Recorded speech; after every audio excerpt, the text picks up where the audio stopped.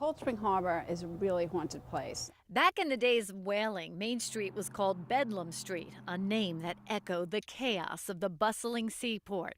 But now, even still, the restless spirits of long ago lurk. I think a lot of the spirits of the whalers and people that have lived here have stayed around. Carrie Ann Flanagan Broski, a photographer and historian, and Joe Giaquinto, a paranormal investigator, are Long Island ghost hunters. And this one's haunted by the ghost of Lillian Feldman. Barbara Asado and her staff at the Gourmet Goddess claim they have seen and heard the ghost of Lillian dozens of times.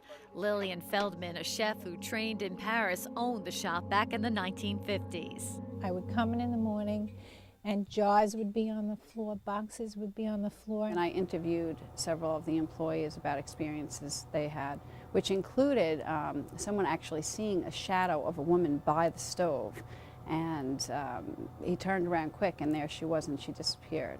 Customers will often ask Barbara why she doesn't wave back to them late at night when she is looking out of the shop's window. I'd say, well, I wasn't there then. Next stop on our haunted Long Island trail is the historic Sagdacos Manor in Bayshore.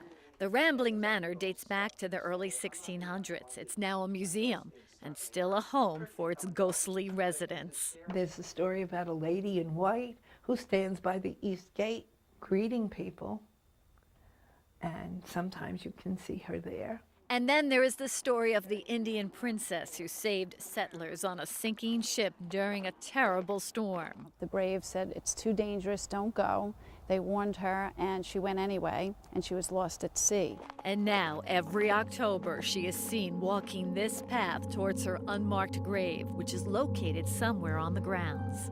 From Bayshore, we head east to Center Moriches and the Ketchum Inn, supposedly haunted by a little girl who died after getting too close to the fireplace. While there, Carrie Ann caught an image of a little girl peering through a second-floor window. So she was outside looking in, and there's no balcony, no porch. Carrie Ann and Joe say Long Island is a hotbed of paranormal activity.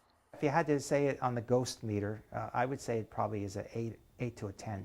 Just ask those who have met spirits from the other side. I've learned to accept it. I tell myself I have to stay here. I have to do my work. She's never hurt me. Danielle Campbell, News 12, Long Island.